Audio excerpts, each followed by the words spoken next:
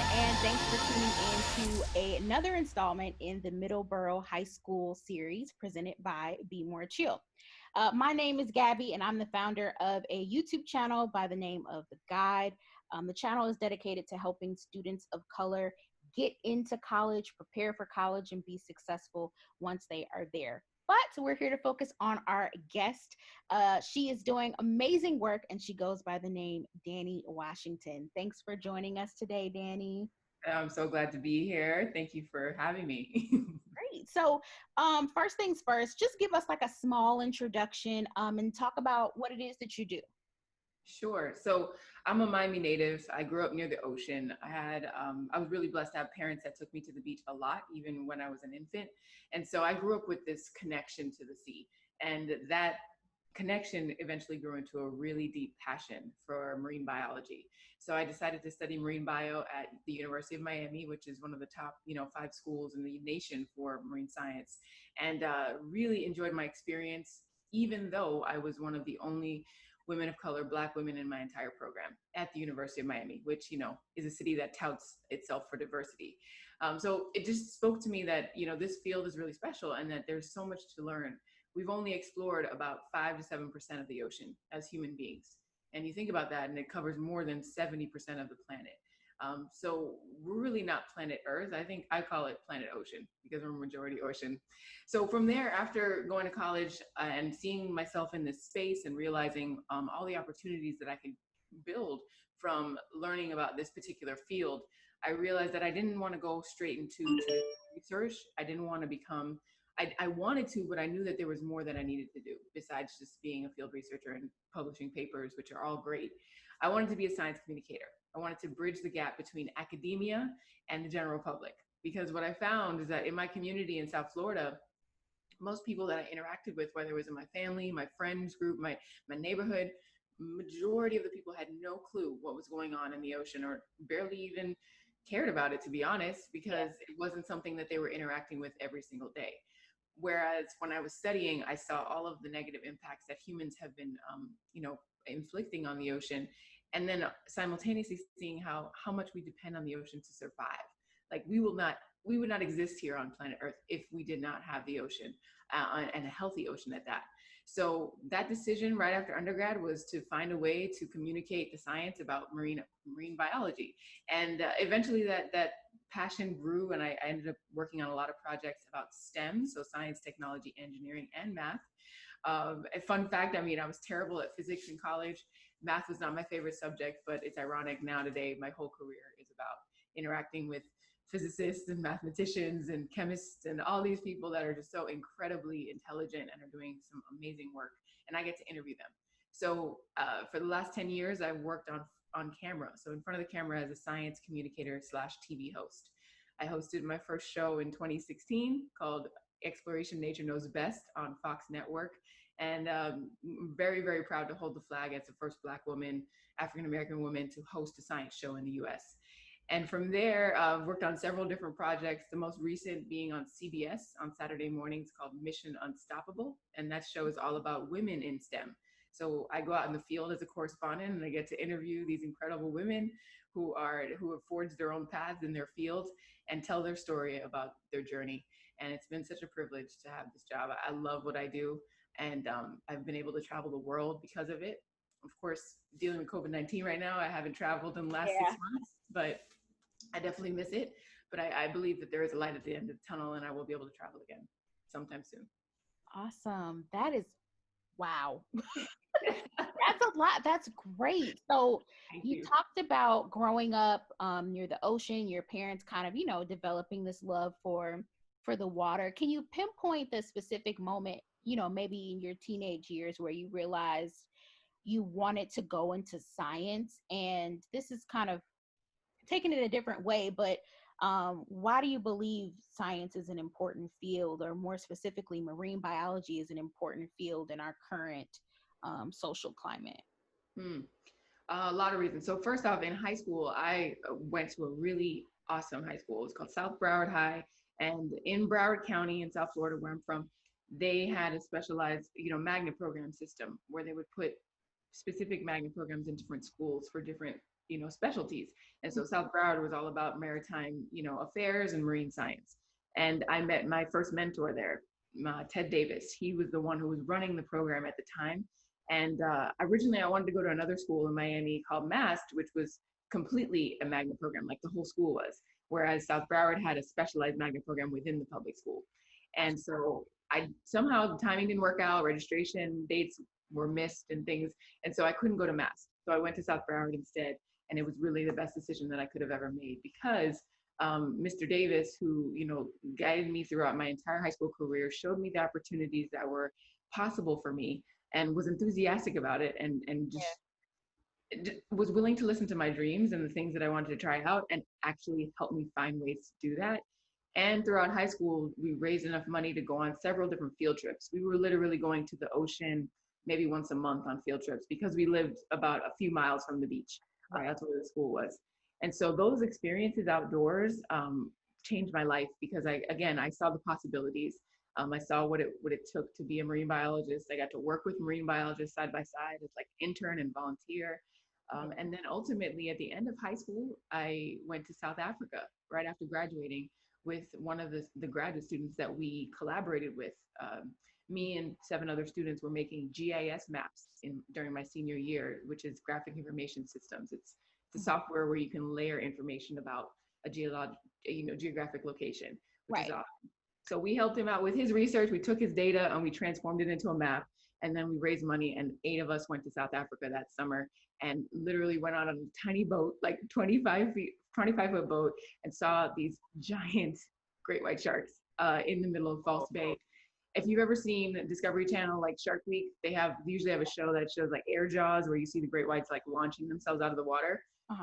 That's what we went to go observe and help with research. And it was, that's when I got bit by the travel bug. And I knew at 17 years old, standing on that little boat out in the middle of the ocean, being like, this is what I want to do for the rest of my life.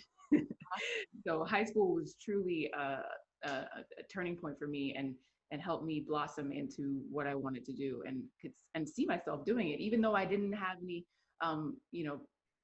mentors or people that I looked at that looked like me. Okay, Mr. Davis was white. All of my peers were white. That was just a reality, but I knew that this was what I was meant to do. Perfect. Okay. So why do you believe that science right now is important, more specifically marine biology?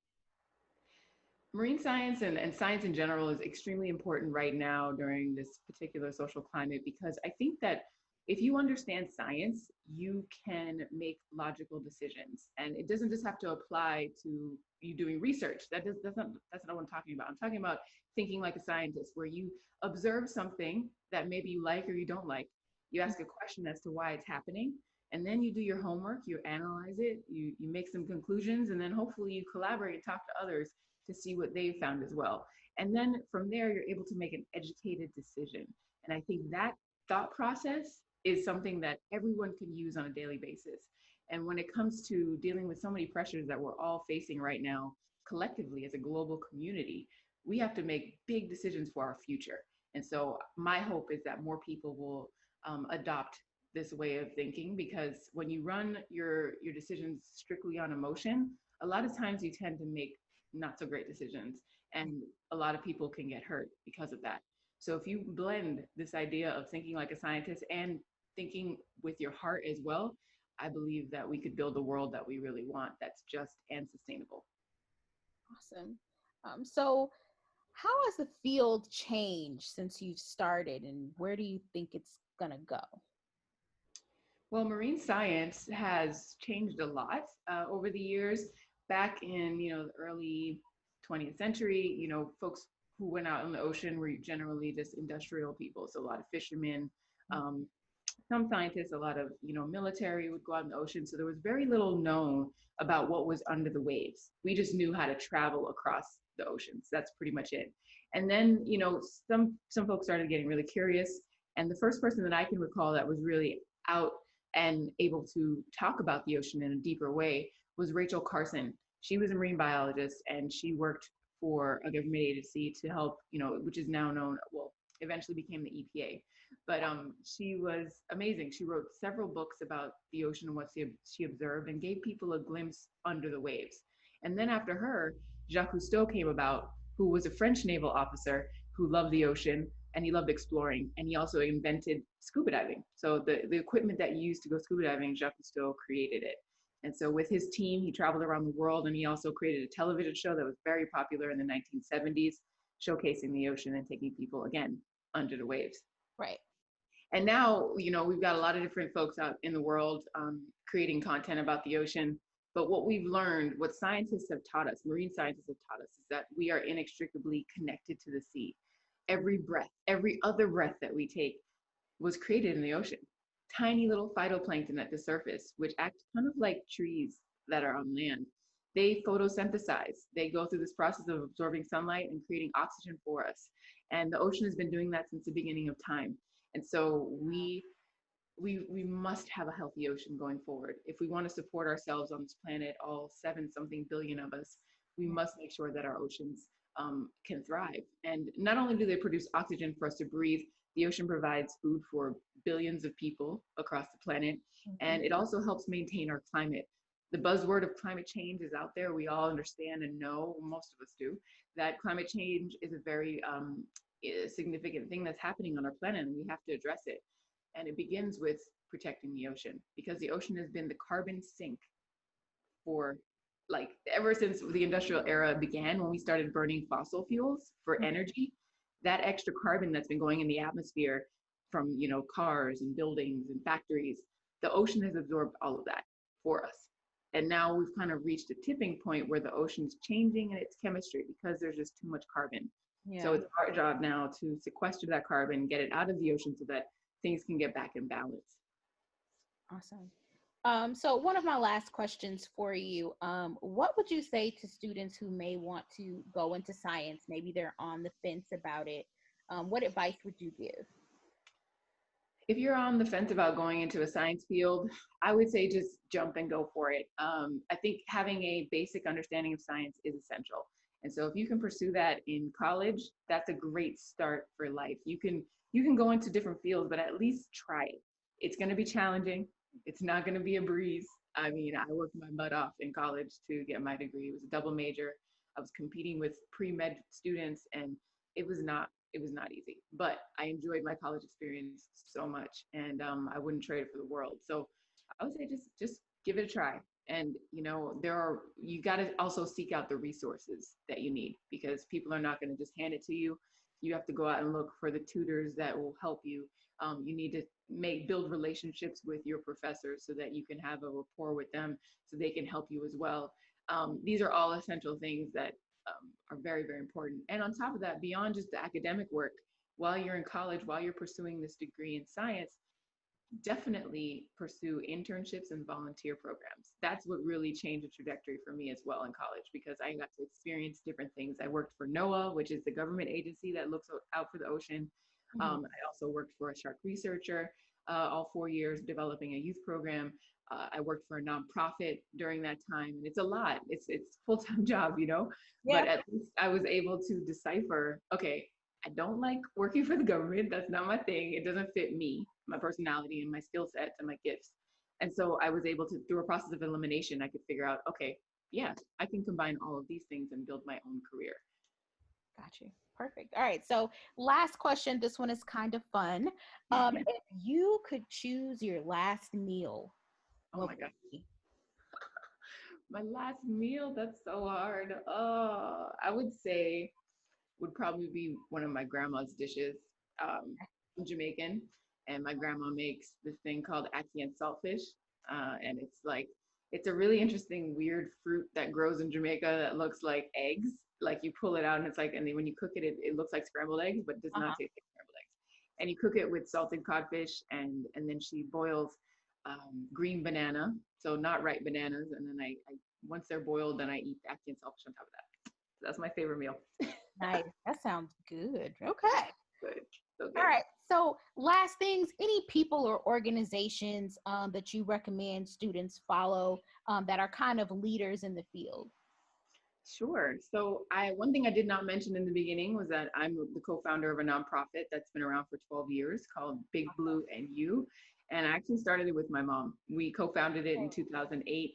because we wanted to serve the kids in our community as well as the ocean and the animals in it. So we created this org to connect young people to the sea through science and art and media. So we've been hosting events in Miami and in other places focused on ocean conservation with artistic inspiration. And so you can definitely check us out, bigblueandyou.org. I'd also highly recommend looking at Pangea Seed Foundation.